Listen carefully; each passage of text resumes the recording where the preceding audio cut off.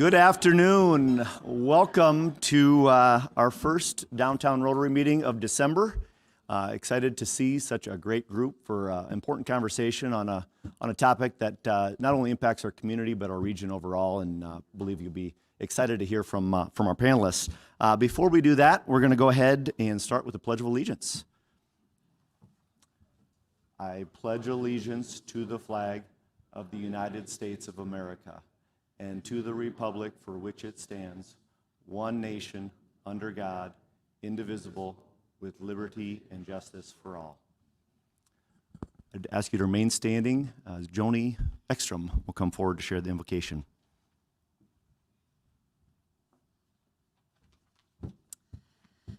I thought it fitting today, since we're talking about the airport, that we say the Traveler's Prayer. Please pray with me.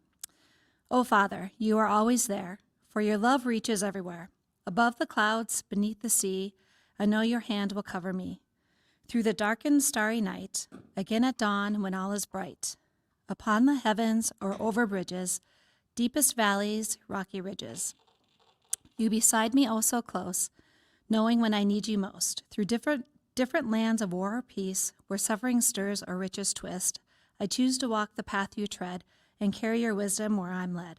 I'll bring your peace with every step and bless each place I rest my head. Keep me safe, watch me over. I choose to put my trust in thee.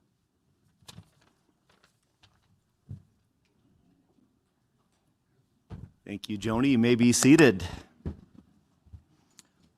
Well, once again, welcome. We have guests among us, and I'm going to ask Tommy with the traveling mic to be ready, as we're going to give you an opportunity to introduce your guests.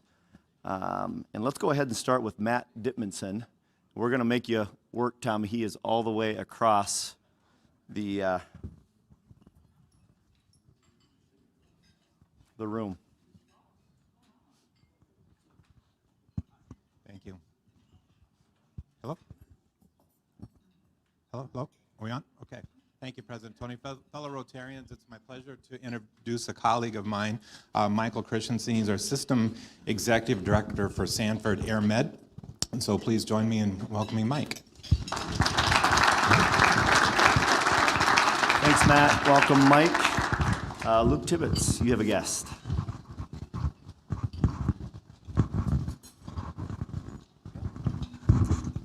I get the privilege to introduce Randy Osterloo.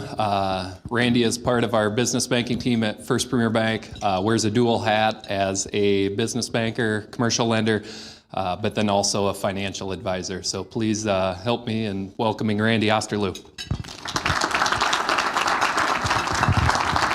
Thanks, Luke. Welcome, Randy. Jared Neschi, you have a guest.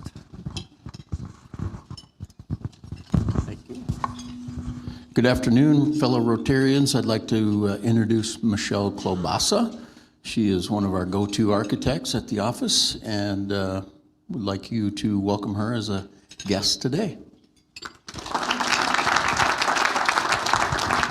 Welcome, Michelle. Dennis Dugard, you have a guest.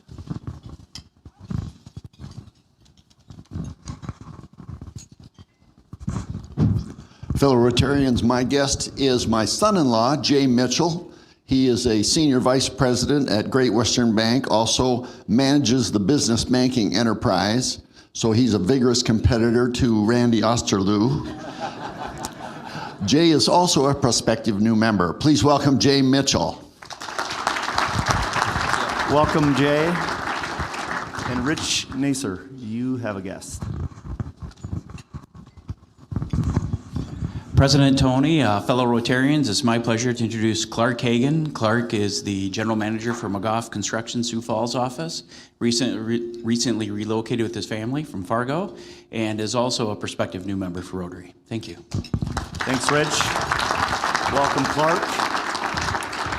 Looking ahead, Rotary business, we have Rotary in the Know tomorrow at 4 o'clock at the Premier Playhouse. So if you have not had an opportunity to RSVP, please do that. We're also looking for RSVPs for the 20th. We'll have our holiday party. Your spouse or partner is invited to join us for a celebration of the holidays on December 20th. here at the Downtown Holiday Inn. Next, we're going to have an opportunity to induct 2 new members. Something we really enjoy here is adding leaders to our club, strengthening our club. The first is Jean Costello, and I'm going to ask her to make her way forward. Jean was born in Sioux Falls, graduated from Washington High School. She lived in 9 other states and traveled to at least 20 countries during her career. She has just recently returned back to Sioux Falls and wants to call Sioux Falls her permanent home. She began her career working for a global accounting firm as a financial statement and IT controls auditor. She pivoted to an IT role and became an IT manager and project management professional, leading numerous projects and a global rollout to over 70 countries. Later in her career, she transitioned in a cybersecurity field and was an assistant director at Ernst & Young in the cyber defense area. Like I said, she just recently moved back, and we're excited to have her back in our community and as part of our club. Please help me in welcoming Jean Costello.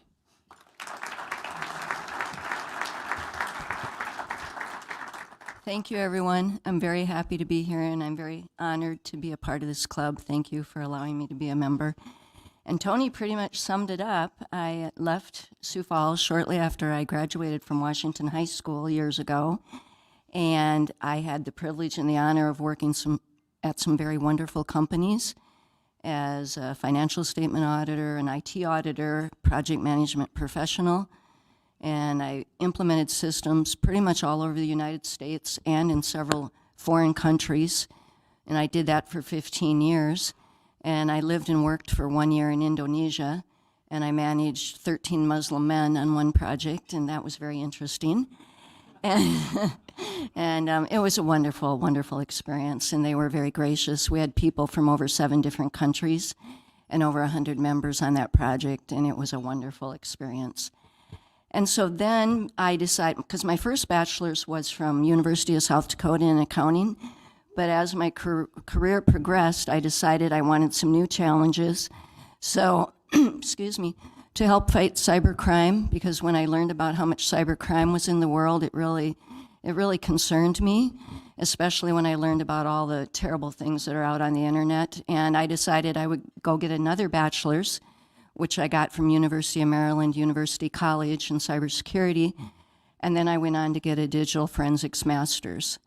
And I'm currently a digital forensic incident response assistant director at Ernst & Young. And I help protect the internal network for over 312,000 people globally. And it's a wonderful firm, and I'm very happy to be a part of it. And their mission is to make the business world a better place. And I've springboarded off that, and my mission in life, through my skills and abilities and my involvement with Rotary, is to help make the world a better place.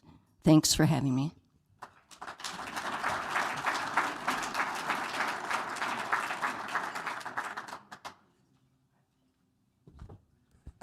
Jean, once again, welcome to Downtown Rotary. Excited to have you back in our community. Our next inductee, Mr. Eric Muckey, he serves as the Executive Director and CEO of Lost and Found. He was also a panelist for us on the topic of mental health here several months ago. He was raised in Corsica, South Dakota, and is a graduate of the University of South Dakota and the University of Minnesota, where he received his Master's of Public Policy as well as his Master's in Business Administration. Eric began his career in municipal government and financial services, serving in various strategy and financial management roles for the City of Sioux Falls, RGP, Metabank, and Sunrise Banks. Outside of Lost and Found, Eric is an adjunct instructor of economics at USD's Beacom School of Business and the founder of PASQ, P-A-S-Q, a consulting services agency supporting rural and tribal-focused economic development agencies, nonprofits, and public-private partnerships. And this one's personal for me. If you know where Corsica is at, Armour is 10 miles down the road. While I'm a few years to his senior, I've had the opportunity to see Eric grow and develop. We're excited to have him back in our community. He spent a few years in Minneapolis, brought his nonprofit back to this community, and if you've had any interactions with Eric, you know his heart is in the right place. We have him back in South Dakota, and expect great things from him. With that, please join me in welcoming Eric Muckey to Downtown Rotary.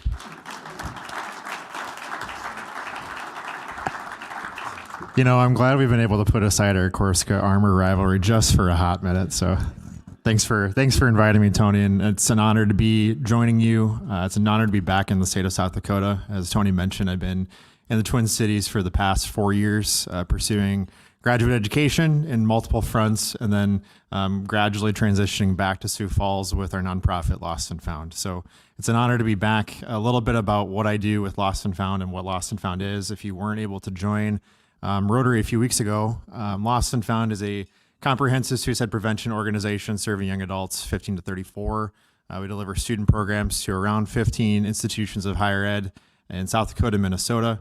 We also deliver evaluation program services and do a lot of work in education and advocacy, supporting partners like the Helpline Center, AFSP, Avera Behavioral. So it's really important work that we're engaging in right now. It's really fun to be a part of, but it's just really good to be home, to be honest. And I really appreciate the opportunity to join and connect on what Lost and Found does. As Tony mentioned, I'm also an adjunct instructor at the University of South Dakota. And I also do some work in rural economic development. So glad to bring those hats here as well, and really excited and looking forward to spending time with you here in the weeks, months, and years ahead. Thank you.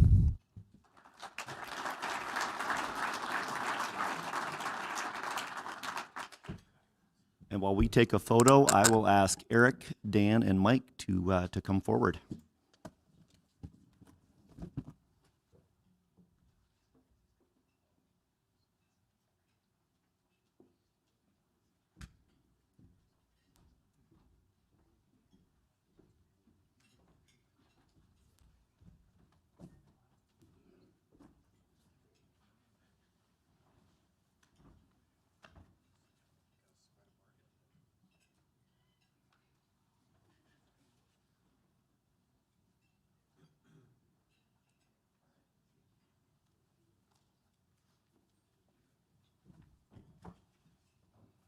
All right, once again, welcome Eric and Jean.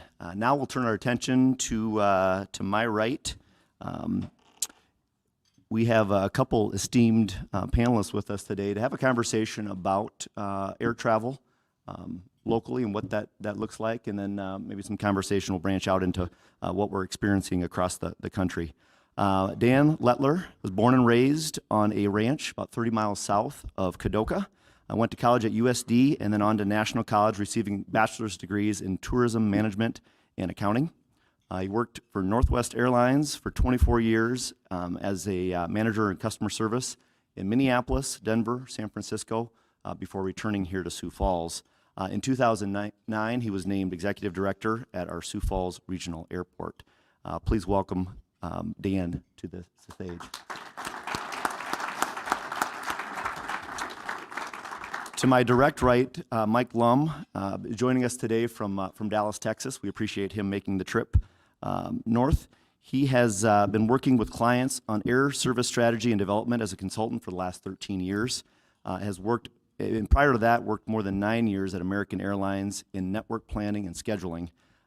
Since becoming an air service development consultant in 2008 with Sixel Consulting Group, shortly after that, he became founding partner at Volaire Aviation, and that Volaire Aviation is based out of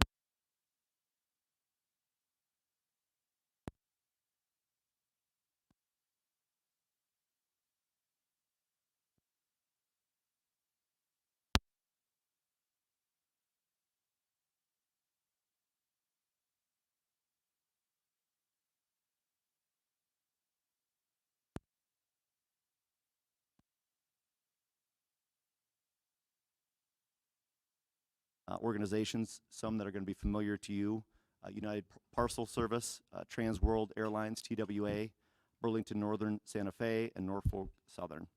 As we mentioned, he currently serves as managing partner of Volaire Aviation based out of Dallas. I say thanks again for traveling here to be with us today. Now I'm going to go ahead and turn it over to Eric Ellefson. You may or may not know Eric is a Rotarian of ours, has his own pilot license, has a passion for flying, and is currently serving as commissioner at our airport board. With that, Eric, go ahead and take it away. Thanks, Tony. Well, a topic that's very near and dear to me. I love aviation. Marketing is my professional career. but ultimately, if I could live in the skies, I think I would. So it's a good topic for me to moderate, and I appreciate both Mike and Dan for taking the time to join us today. So I want to start off just with an opening comment from a report that I just read this morning from Destination Analysis that looks at basically the prior week of air travel. And it says, Travelers' Outlooks, this is a look at 2022. The Travelers' Outlook for 2022 looks very promising. When Americans were asked to describe their travel for 2022, top choices included hopeful, excited, fun, and more. 32% or 33% of American travelers say they will take more leisure trips next year than they will that they did this year. And the same portion actually said that they would spend more money on leisure travel in 2022.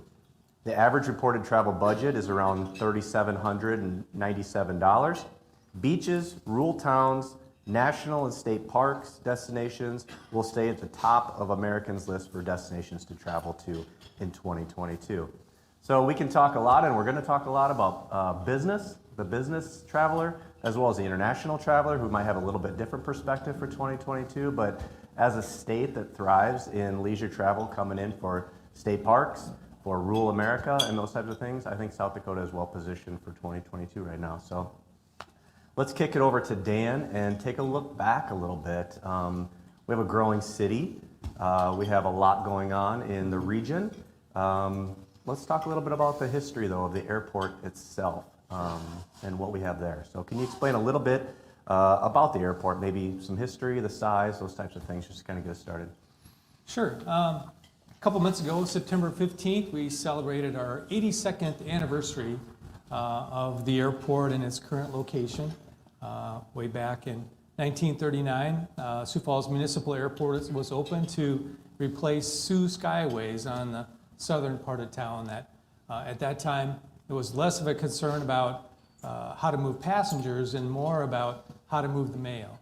And for several years, actually, the U.S. mail would fly to Sioux City and truck it up here because of the unreliability of being able to land here in Sioux Falls. So the impetus on building a new airport and its current location was really to have more reliable service for U.S. airmail. Since that time, we've certainly grown, moved into our current home, so to speak, in a terminal in 1970, and we've added to that quite a bit over the last 10 years. But the main users of the Sioux Falls Regional Airport, of course, gets all the attention of the commercial service carriers. We have 5 carriers in Sioux Falls. We will be averaging about 25 flights a day to 16 different destinations. We have well over 1 million people that fly through the airport every year.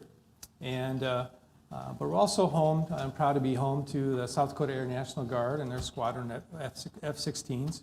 That's been the home of the Air National Guard since it was created in 1946. We also have a large air freight presence. FedEx and UPS haul over 60 million pounds of freight every year, about 18 million pounds of mail. We're also home to a large operation of AirMed aircraft. So Sanford, AirMed, Avera, they have a fleet of aircraft that fly not only all over across the state, but across the country, bringing patients to Sioux Falls for medical care at our facilities here. So they're very, very active.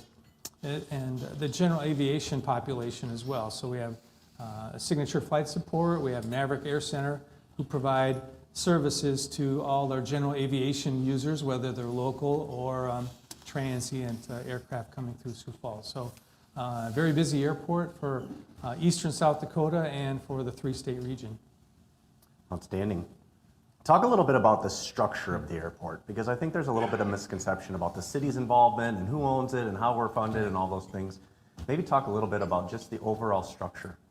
Yeah, the airport is owned and operated by Airport Authority, organization that was created by state statute. But we're basically our own little municipality. We have the ability to zone and tax.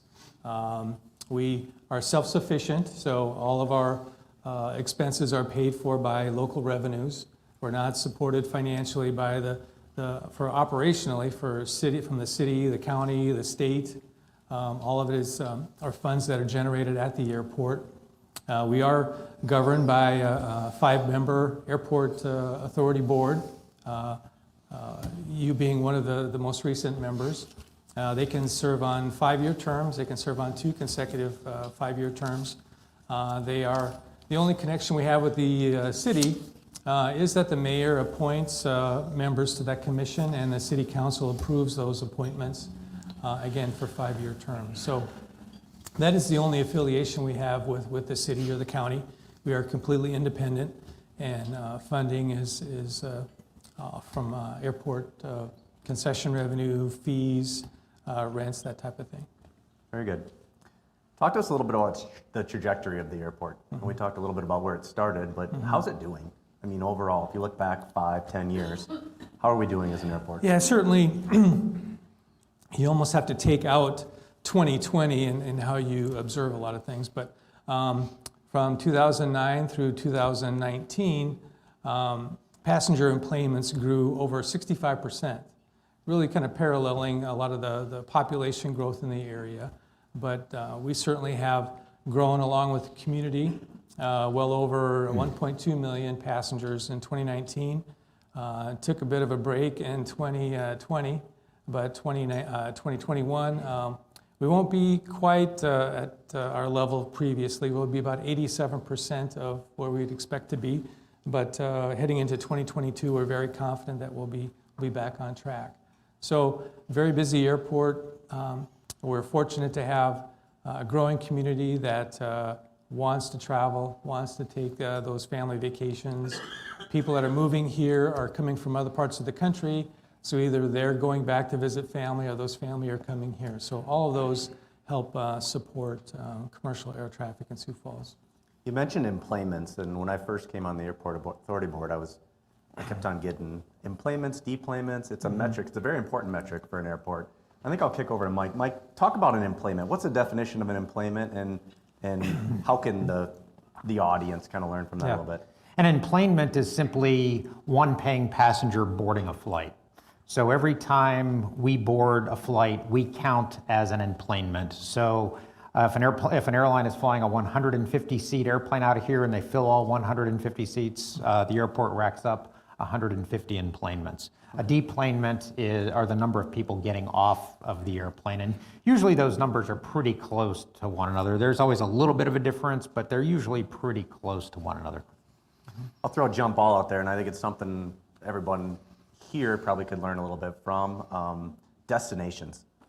Everyone wants to say, why don't we fly to New York? Why don't we have a flight going here and going for there? So how does a destination actually, how is it selected, and how is it actually facilitated for an airport? Okay. Sioux Falls. Well, the slide I've got up here now are the destinations that we have from Sioux Falls, and we have very good air service at Sioux Falls.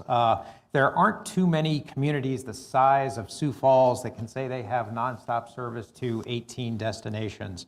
But to answer Eric's question, airlines typically, well, there are 2 kinds of airlines. So we have what we call legacy or network carriers, and the legacy or network carriers are American, Delta, United, and Southwest is beginning to fall into that legacy airline category. But what they typically do, their mission is to feed passengers to their hubs like Chicago or Dallas-Fort Worth or Denver, where they can connect passengers from Sioux Falls to destinations beyond the hub. The other kind of carrier we have are called low-cost carriers or ultra-low-cost carriers. And the examples we have in Sioux Falls of low-cost and ultra-low-cost carriers are Frontier and Allegiant. And typically, they fly what's called point-to-point. So, for example, we had a flight this morning leaving Sioux Falls to go to St. Petersburg. Everyone on that flight was going from Sioux Falls to St. Petersburg and stopping their travel. So the ultra-low-cost and low-cost carriers typically serve what we call sun destinations or destinations where people want to go and stop. Large places like, Orlando, Las Vegas, Phoenix, and we're beginning to get some places like Austin and Nashville added to our maps. So the low-cost and ultra-low-cost carriers are looking at those kind of markets where the legacy and network carriers are trying to get you to any place, almost any place in the world. That's their mission in life. Interesting. So Dan, talk to us a little bit about like, what are our latest destinations? What are those latest routes that we just added? Yeah, we recently, Allegiant several weeks ago, started service to Austin, Texas, which is a bit of a surprise, and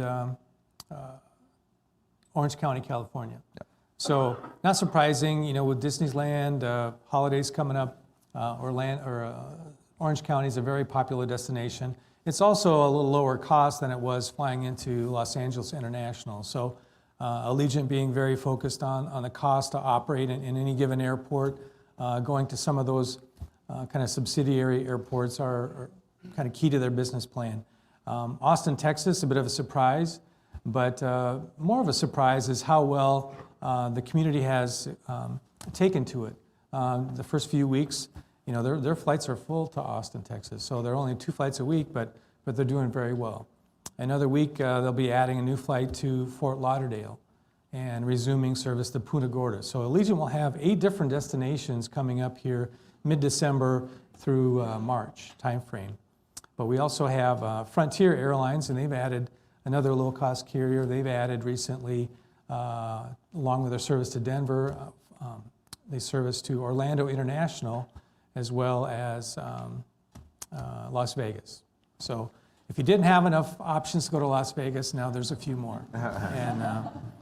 And you know, for $29, I think it is now. So it costs more at a blackjack table to start than it does to fly to Las Vegas.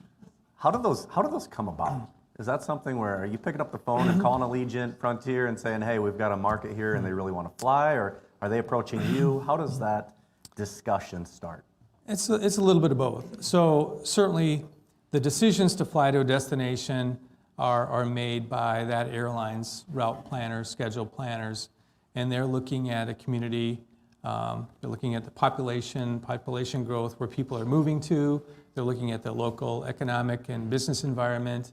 The network carriers are certainly, up until COVID, were very interested in any new businesses that were coming to town. So obviously you have Amazon here that's driving quite a few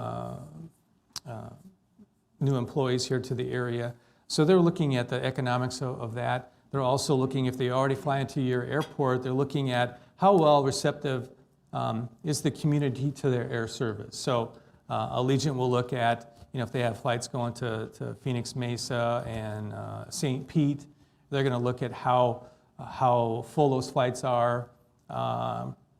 Most importantly, what people are willing to spend on those fares. So do they have to lower those fares to boost the load factor on that flight, or can they set their fares a little bit higher and still fill that plane up? So they're looking at the revenue, if they're already flying there, that the airline has received. But then it also takes, you know, work on the airport's part, consultants' part. We meet with those airlines, typically all the airlines, every year. And there's always new destinations. Well, one, we want to make sure that the existing destinations, that they're successful.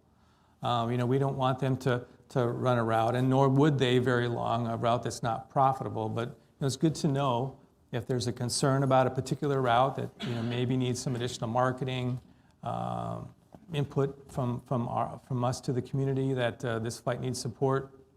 But they'll look at our input as well. We spent several years talking with American Airlines about adding service to Charlotte. You know, so then they add service to Charlotte. It does very well. It started as a seasonal flight, and then within a couple months became year-round, and then it became 2 flights a day. So it did very, very well. But those are conversations that are spurred on a little bit by the airport and consultants who they know very, very well. Yeah, and so, Eric, we have great data in this industry. The airlines all report what's called their origin and destination traffic data, so to the DOT. And the DOT has to make that publicly available. So we know on in any given quarter how many people are flying between Sioux Falls and New York, for example, or Sioux Falls and the Washington, D.C. area. So we can look at that O&D data, that origin and destination data, and determine where our demand is. And that's primarily how we base our pitches to airlines, based on where we know people are flying to Sioux Falls and where a market may not have a nonstop route. So we looked at Charlotte for a long, long time, knew how many people a day were flying to Charlotte, but we also knew how many people American could connect beyond the Charlotte hub. And that's why it turned out to be so successful for American, because of the local market size, the Sioux Falls to Charlotte market size, and then all of the destinations beyond Charlotte that American could connect over Charlotte. So it may start as a phone call, but it's usually many years in the making to get to that point. Now, there are many outside influences that can change that. So maybe we have a really good business case for a new route. Maybe we have financial support for risk abatement to go with that. But then you have things like COVID come along, or what's probably a bigger impact near and long term is pilot supply.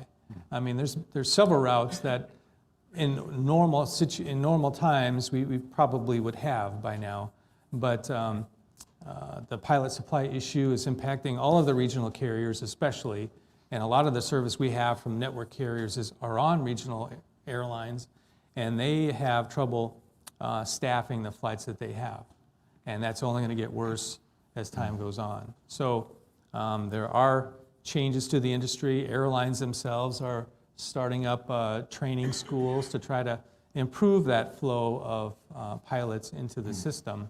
But it's actually a worldwide problem. It's not just a U.S. problem, but it is a problem. We had a similar problem about 6 years ago in 2013, 2014, 2015. A lot of mainline pilots, the pilots that fly the big airplanes for American, Delta, United, and Southwest were retiring, and American, Delta, United, and Southwest were recruiting pilots from the regional carriers. But at the same time, the requirements to fly for a regional airline jumped. The number of hours jumped from 250 hours up to 1,500 hours. So that created a bit of a pilot shortage. The industry got through that, and we got to COVID, and the industry started losing billions of dollars. So the industry, most airlines in the industry offered retirement packages to their mainline pilots. A lot of pilots took those deals, and when demand began to come back, the major airlines were caught short-staffed, so they began to recruit out of the regional airlines at a higher rate again, and that's more or less left us in the position where we are, where the regional airlines can't hire pilots fast enough. So I think we're probably going to get over that issue in 2 or 3 more years, but it's going to take a while. And we're going to hear a lot of noise about not having enough pilots to fly everything that airlines want to fly over the next 2 to 3 years. So that's a good plug for NDSU, SDSU, UND. If you have kids that want to go into aviation, it's a great time, I think, right now to get into aviation, because they're going to have a fast track right into the corporate jets and then right into the airlines, correct? And make a lot of money. And make a lot of money. Yep. It's always a good thing. Well, let's stick really quick, because Sioux Falls is not the only airport in the region. There's actually a lot of airports based across South Dakota, if you consider the general aviation field, but also the regional side. Can you talk to us a little bit about kind of where we're positioned, Mike, from Sioux Falls Regional as compared to maybe some of our competitors, quote unquote? And I'll speak first to our airline service in Sioux Falls relative to the other airports.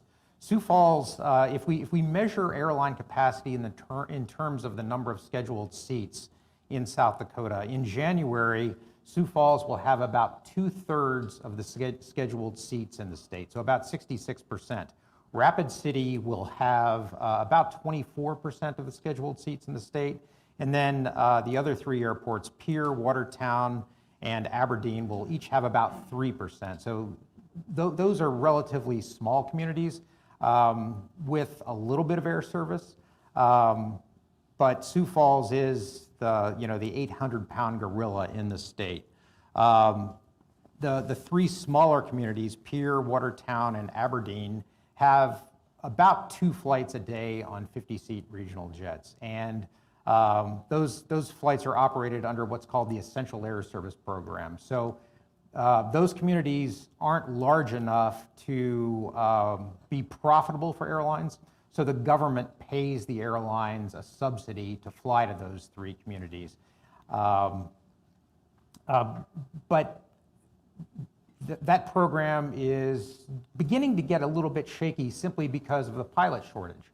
SkyWest Airlines, which had provided service in all 3 communities, is now going to pull out of Pierre and Watertown simply because they don't have the pilots, and another airline called Denver Air Connection, what I call a 3rd-tier airline, is going to provide that service.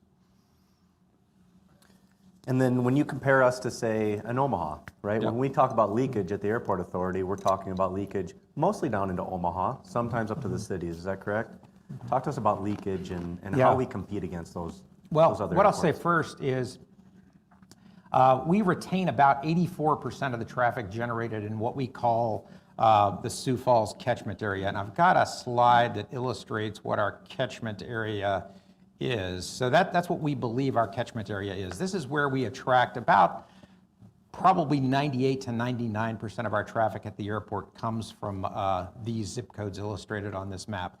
And the last time we did what we call a leakage study, we were retaining about 84% of the traffic generated in this catchment area at our airport. And that number has come way up over the years. When I first started working in Sioux Falls in 2009, the number was down in the 50s. We were leaking much more of our traffic to Omaha. But as the level of our air service has increased, as our airline capacity has increased here in Sioux Falls, we've done a much better job at retaining passengers at our local airport than we had in the past. Dan, what about your perspective? So when we talk about the number of carriers that we have, when we talk about our airport compared to Omaha's airport, what's the pitch for why people should fly out of Sioux Falls instead of make the drive to Minneapolis or make the drive down to Omaha or even Sioux City for that fact? Well, I think first of all, it's the convenience factor. If you're leaving on many of our flights leave 5, 6 o'clock in the morning, or they'll come back in at 10:30 or later at night. So first of all, the convenience factor of if you got a family, getting them all up and getting out to the airport by 5 o'clock in the morning can be a challenge. Likewise, coming in at midnight, and then you have a 2.5, 3-hour flight in the middle of winter. It's not an ideal situation. We want people to use the Sioux Falls Regional Airport. We think it's convenient. We know that we need to have the destinations that people want to go to. I think we've been pretty successful, especially from a leisure standpoint, of having those destinations available, the frequencies that people want. And probably the bottom line are fares. Is it priced competitively? We know we may be a little bit more, but if we're within that $50 per ticket range, people's hotel in Omaha, the gas nowadays to drive to Omaha, the meals that are involved, plus the parking is quite a bit more in Omaha to pay for that. There's a calculator that we had on our website that you could actually calculate the difference of flying out of Omaha versus Sioux Falls. So we know if we're close from a price standpoint, people will definitely fly out of Sioux Falls, but we know we have to be competitive. We know we can't just assume that because they live in the metro area, they're going to fly out of Sioux Falls. So it's always an ongoing effort to make sure that we have the destinations that people want to go to, the frequencies that they want to go to those destinations, and that it's affordable to them. And we have seen fares come down in Sioux Falls over the years. So the average fare, I said earlier that airlines report their traffic and revenue data to the DOT, and then we get it. The average one-way fare, exclusive of taxes and fees in second quarter of this year, was $166 each way, which is down from it was close to $200 prior to COVID. So the fares are coming down in Sioux Falls, and those lower fares are helping us retain more traffic here at the airport. Yeah, I thought it was $50 to me from the perspective of one traveler. If it's typically within about $100 to $150, I'm not going to drive anyplace else.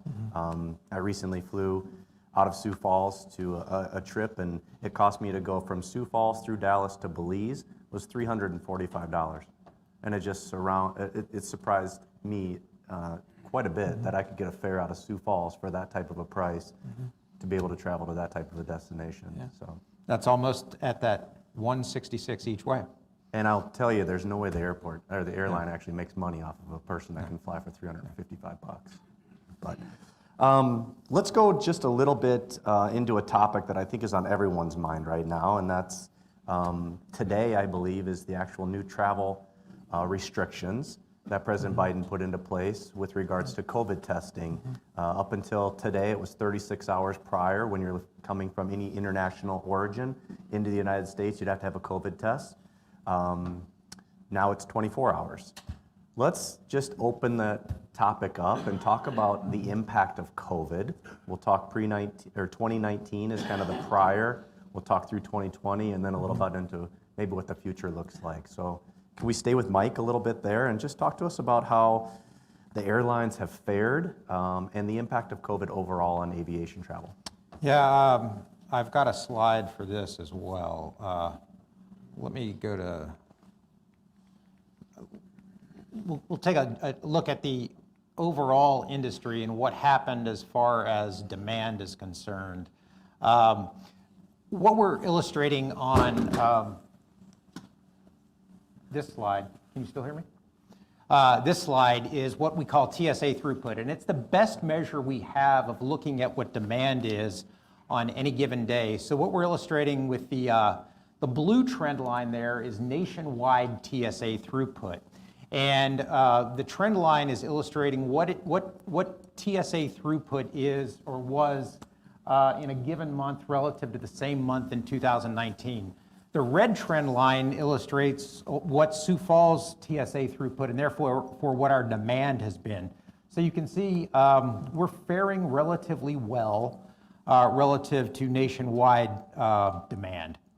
But as far as these new restrictions are concerned, international traffic took a much larger hit than our domestic traffic did, and demand for international service took a much larger hit. And what I think is going to happen as a result of the new 24-hour testing requirement is demand is going to fall. It's simply going to be another inconvenience which will force a person not to travel. And from that perspective, Dan, have we seen, I mean, obviously looking back, domestic versus international out of Sioux Falls, what does that comparison look like? Yeah, well, there's, up until recently, was it even a month ago, the United States opened their borders to international traffic. Up until, I think, September, if you were not a U.S. citizen, you weren't even allowed to fly into the United States. They have allowed it up until recently with a COVID vaccination and a negative test. But up until September, there really was very little, if any, international traffic. It was pretty much all domestic traffic. And even of the domestic traffic, it was almost all leisure traffic. So, we did start out in April of 2020 with 5% of what we normally would have flying out of the airport. It was really kind of a stark landscape to see 15 cars in the parking lot. I was trying to figure out how I could set up my go-kart racetrack in the parking lot, because there was so few vehicles. But we did start to slowly recover. May was better. We actually finished 2020 only 50% below 2019's levels. So we were certainly trending in the right direction. We had a bit of a slow start this year, but again, people in this area, they weren't as, let's say, accustomed to being shut down. They were more confident about being out and about. As soon as destinations were starting to open up, whether that was Las Vegas or Florida or California, people were flying. And we've seen that continue to improve as the year goes on. We'll be about 87% of our 2019 enplanements this year. So, and expecting 2020 to be much better. But it's a slow recovery.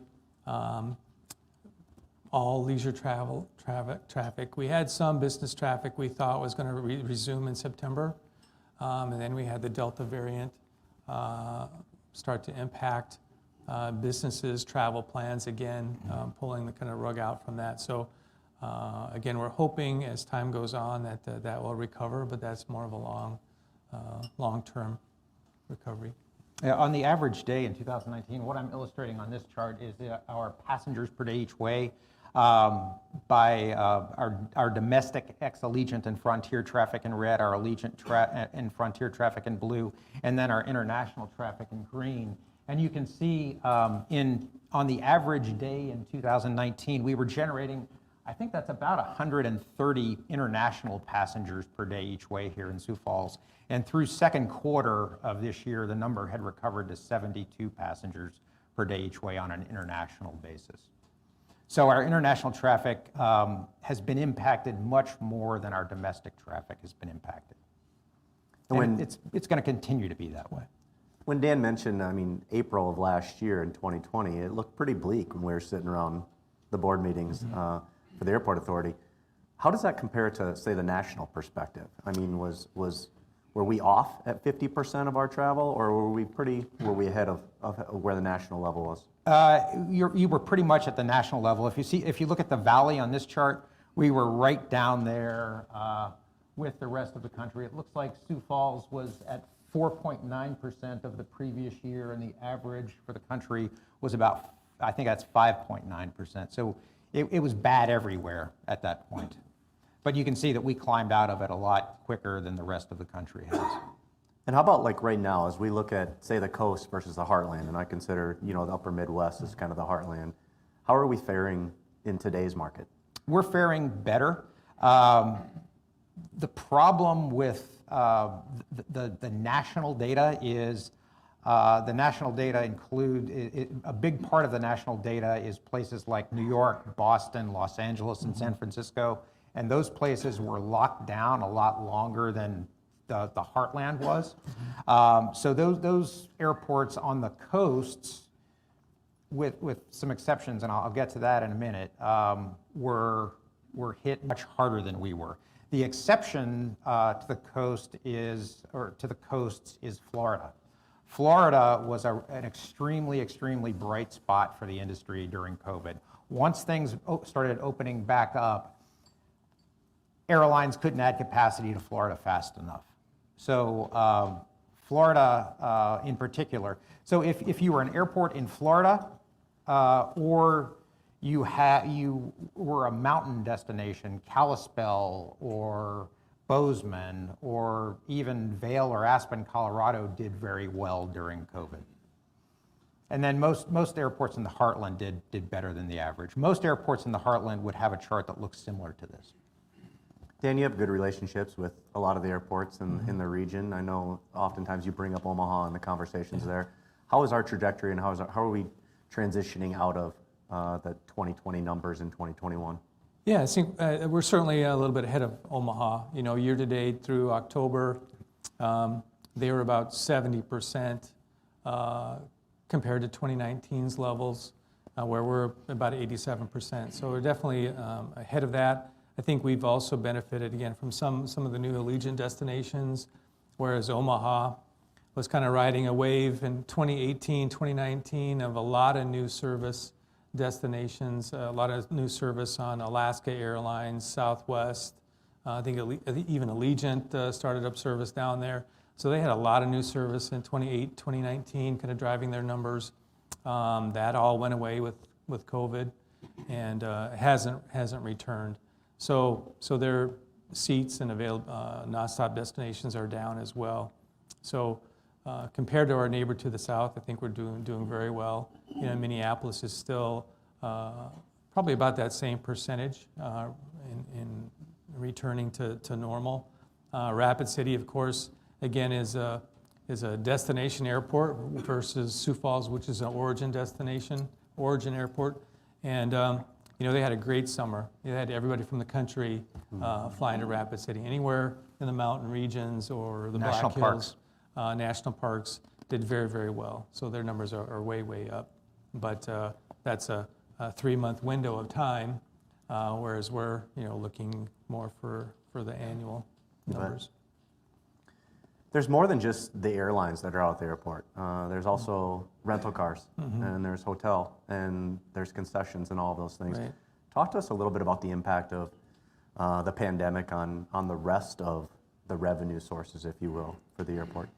Yeah, a big source of revenue, or majority of the revenue that the airport operates with, are related to passenger service. So, the parking lot, there's 40% of our revenue comes from airport parking. So if there's nobody in the parking lot, that raises some alarm bells. But concession revenue from rental cars, food and beverage, gift, all of those are major revenue sources for us, all driven by the amount of passengers.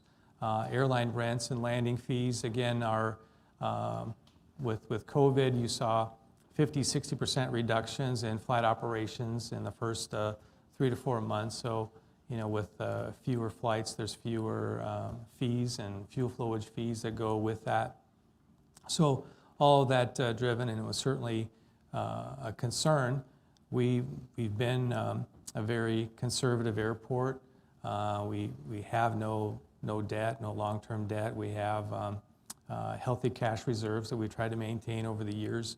So that was certainly helpful to know in some of those darker times that we had revenue available to us, unlike some airports that didn't have that had huge debt payments to make and no money coming in. So some airports were in a lot more dire situation. Our concern initially was just making sure that we had the staff to maintain the airport, because we don't have Delta and American amount of flight activity, we still have our air med operation, we still have the Air National Guard, we still have the general aviation and cargo folks that needed to operate the airport. So we needed to make sure that our staff was there and available to keep the airport running. What's it take to keep the airport running? I mean, what's the cost to run an airport the size of Sioux Falls? Well, our 2022 budget, we're just going into, we have a budget of $26 million. So that's up over the years. But we certainly have looked to enhance a lot of our safety. We've added field maintenance crews. We've added snow equipment to better manage the winter operations conditions. We've added custodians. As our building footprint has increased, we try to maintain staffing level that will maintain that. Again, with the increase in traffic that we see, passenger traffic, maintaining that facility is more and more important. But we have a small staff. We have 32 full-time employees. So people assume that if they don't get their bag delivered on American Airlines, well, it's the airport's employee. Well, we are concerned about it. We do follow up with those type of things. But the airport itself probably has 400 some odd employees, plus the Air Guard. Combined, there's probably 1,500 employees that work at the airport, but only 32 of those are actually Airport Authority employees. You mentioned the Air National Guard. Talk to us about that relationship. What does that agreement look like, and how did that come to be? Certainly it's a relationship that the airport and the Air Guard have had since 1946. We're considered a joint use airport, so it's a commercial airport, yet also a military air base. The relationship, we've always been great partners. Over the last 30 years, we have had a relationship where the South Dakota Air National Guard provides all our fire, crash, and rescue services. So they staff and maintain a fire department on the airfield to respond to not only aircraft incidents, but if somebody falls on the escalator at the airport, they're one of the first people that respond to that before even the ambulance crew does. So they provide that service to us, and they do that at no cost. I should say that for $1 every 10 years, they provide that service to us, and then we provide the land for them to house their air base at the airport. So it's been a great relationship over the years. They're great partners to have. We're proud to have them there at the airport, and will continue to be that way for many years in the future. Well, you mentioned $26 million to run the airport. I'm assuming looking back into April of 2020 and a little bit of a unique lens to look through, how did we keep the lights on at the airport when we start talking about the pandemic and the number of flights and that big valley in the graph that's up on the screen over there? Can you talk to us about how that funding actually came to be and what we did to be able to maintain that? Yeah, again, it was certainly concerning, like many businesses. We weren't unique to that situation where all of a sudden everybody was at home. Nobody came to work, nobody went to the restaurants. Either they couldn't or they chose not to. Travel was not immune from that. There was very little money coming in. Even the rents with the airlines, the first thing the airlines stopped paying is their rent to the airport for some reason. And so very little revenue coming in. Again, we were fairly well situated for that because we have no debt payments to make. We had healthy cash reserves to fall back on.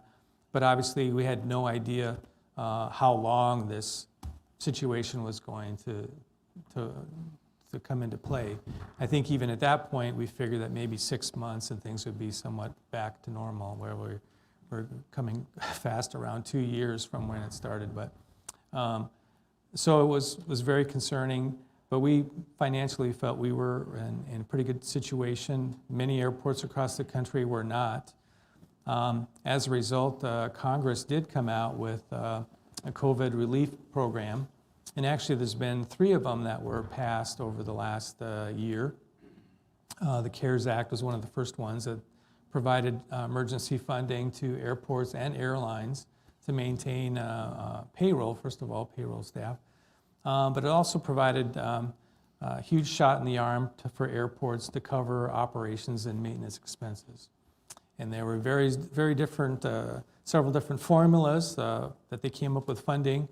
Sioux Falls did very well because we had no debt for some reason that contributed to what we were allocated. But we have a grant that was available to pay for those operations and maintenance costs. So we could keep the airport running. We didn't have to lay anybody off. We didn't have to cut any pay. We didn't have to impact any other operational expenses. We were able to maintain the airport as is until things could recover. So that funding continues today and certainly has allowed us to move forward with a lot of capital projects that we might have considered putting on the back burner for several years. So a couple of those capital projects, we added a de-icing a pad this year. So if you fly out of the airport, I think you'll be able to see, especially during the winter months, normally they would come over and de-ice your plane right there in the gate area. Now you'll actually be diverted over and you'll de-ice in a separate pad. That also allows for overflow parking, correct? For some of those airlines. For overnight aircraft parking, right. So, even today we have all of our gates are full overnight. And to be able to accommodate any future growth would actually require pulling up to the terminal, unloading at the gate, and then towing that aircraft off on a remote pad so that another aircraft can come in. So we have that ability now. We have that ability to, as you mentioned, direct all the aircraft to de-ice in a certain location that helps us better collect all the de-icing fluid and to be a little more environmentally responsible. We can better meter that fluid to the treatment plant so we don't overwhelm the city's capability of handling that product during freezing rain events or something like that where there would be a lot of fluid. So we have better control over managing the environmental side of the winter operation as well. We're running out of time pretty quickly. I want to leave time for at least maybe 1 or 2 questions, but just in closing, outside of the funds that were used for operational side, there is a large project that's coming down the pike. Could you flip to the slide of the parking ramp? And Dan, could you share just a little bit about where and what we're going to be doing there? Well, probably the most common question in speaking in some of these social clubs is, when's the parking garage going to come? So after years of hand wringing and COVID discussions, we are moving forward. We're really on the final stages of design for a new parking structure, 4-level, just under 1,000 stall parking structure that'll be constructed right in front of the building in the short-term lot. We'll hope to go out for bids this spring, with work to start in the spring of 2023 and be finished in 2024. So it's quite an improvement, I think, to whether you're traveling in January and want to come back to your car that's not covered in ice and snow and be able to walk to your car and not through snowdrifts, or in the summertime when you're worried about a hailstorm when you're gone. So it's going to be a great enhancement. It provides additional spaces that will allow for future growth.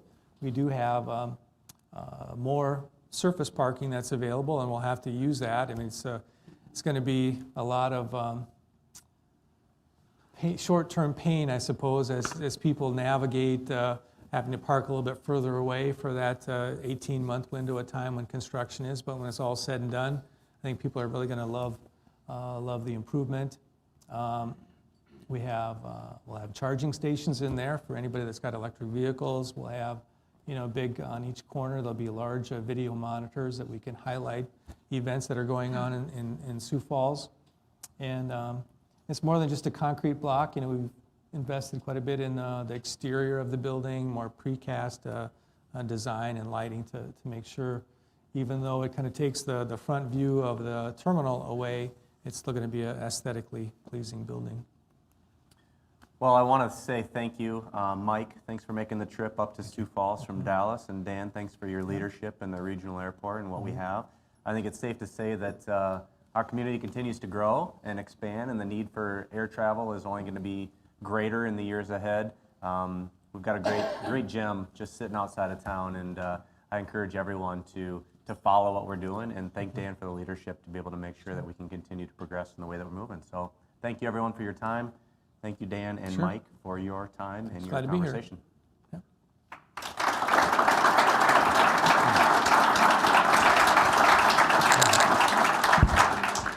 And on behalf of all the dads and husbands who have to run out to get the vehicle and circle around to come, thank you for that investment in the parking garage. With that, we're going to look to adjourn next week. Join us. Governor Noem will be here for a conversation moderated by Rotarian Scott Lawrence.